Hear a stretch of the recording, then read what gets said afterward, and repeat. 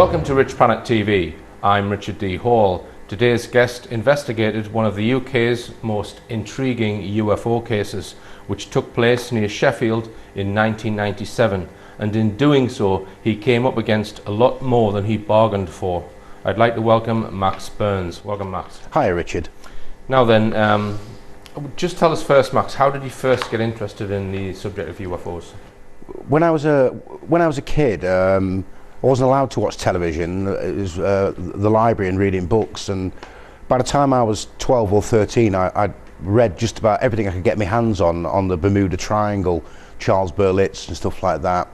And I was always interested in space and stuff like that. And for me, as a child, the question for me was really not, you know, when I used to look out the stars out the bedroom window, not is there life in the universe apart from us. My question, even as a child, was always, I wonder where the life is in the universe, because it would be an awful waste of space if we're the only intelligent life in this universe. Sure. Now, were you already writing for UFO magazines before this Sheffield incident took place? No, I wasn't, but I was going to a few conferences, and you know, I've just been sort of in the background, just doing a little bit of private research and studying the subject. All right, so in 1997, towards the end of March, this is when this flying triangle incident took place. Let's just explain, because there's a lot of evidence that we're not going to have time to go into today. So explain what you think the sequence of events was on that night. Military jets were scrambled from RAF Coningsby. It's standard operating procedure. Coningsby at the time was a frontline tactical base. When something is picked up on radar and they haven't got any, I think it's called a transponder code for the aircraft, a bogey as you'd call it, the standard British military response is to launch and investigate what it is they've picked up on radar. So the jets were scrambled to an object over the Peak District. It was seen from as early as 7:45 p.m. By one witness, and it was just about still light at that point in March. Right. And then I later found out the following day that it had been tracked on radar from RAF Linton-on-Ouse, because at the club I was working at, one of the bar staff, his best friend since they were 4, was a radar operator at RAF Linton-on-Ouse, and in fact this lad's parents were still both in the RAF serving at the time. Okay, and a number of different types of military hardware you think was scrambled in connection with this incident? Well, on further investigation, there was Tornadoes, GR1s, which apparently were launched from Norfolk, RAF Marnham. There was AWACS in the sky, all sorts of helicopters, light aircraft. In fact, on further investigation, this was a strange reply from, I spoke to a sergeant at the RAF base in Norwich. He said to me in an email that many aircraft were involved that night, including NATO apparently, but we can't tell you exactly how many aircraft and which aircraft were in the skies that night over the Sheffield area, which I found quite strange, because it's British standard policy to know the identification of every single aircraft that's flying around. Now, you had a number of eyewitnesses that saw the object that presumably the military craft were vectored to chase. So just give us a summary, because you've got lots of witness accounts. Just give us a summary as what you've built up as to what this object looked like. Well, I was at home on the night in question. It was a Monday night.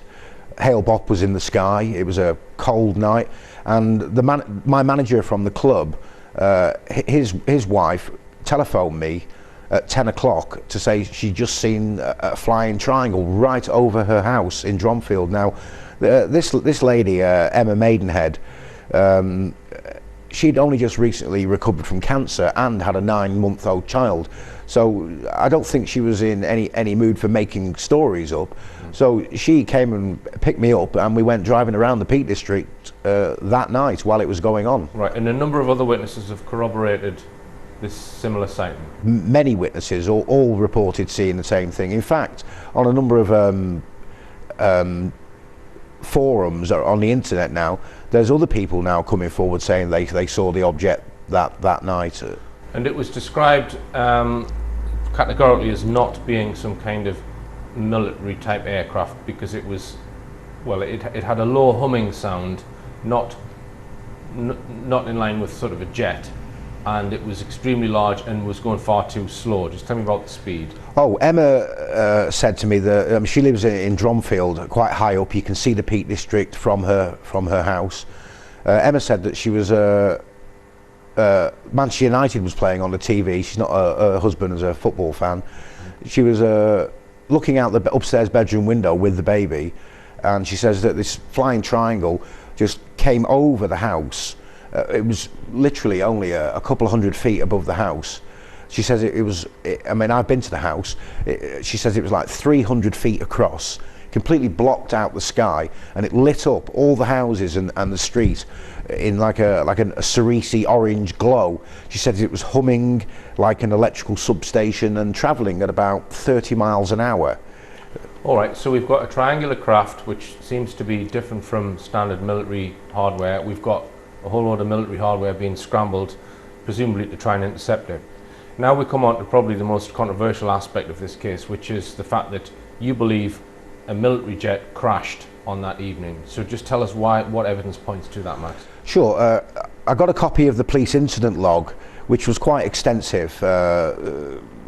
Many reports from the public in there. One report in particular was a man called Jonathan Degenhart, who at the time had been walking in the Welsh mountains with a minibus full of people, and they were travelling back. It was approximately 11 o'clock at night, and they were just crossing the small viaduct at Lady Bar Reservoir in the Peak District, and they were flagged down by a man who said, I need to get to Sheffield. Jonathan Degenhart, at the time in the police log, said that the man was smelling of diesel. So a year went by, and then I wrote to Jonathan Degenhart, and he telephoned me, and he said on audio, and I have the audio of that interview, he said that that since then he'd joined the Royal Air Force as a jet engine specialist working on jet engines, and he now knows that the man that night was not stinking of diesel, and in fact the man was smelling of aviation fuel that night, and he categorically restated that 6 times during the audio interview. And then a few days later, after Dr. David Clark apparently spoke to him, he was forced to retract that statement, and then made a statement saying that I'd made up what he'd said, but the audio clearly shows that I had not.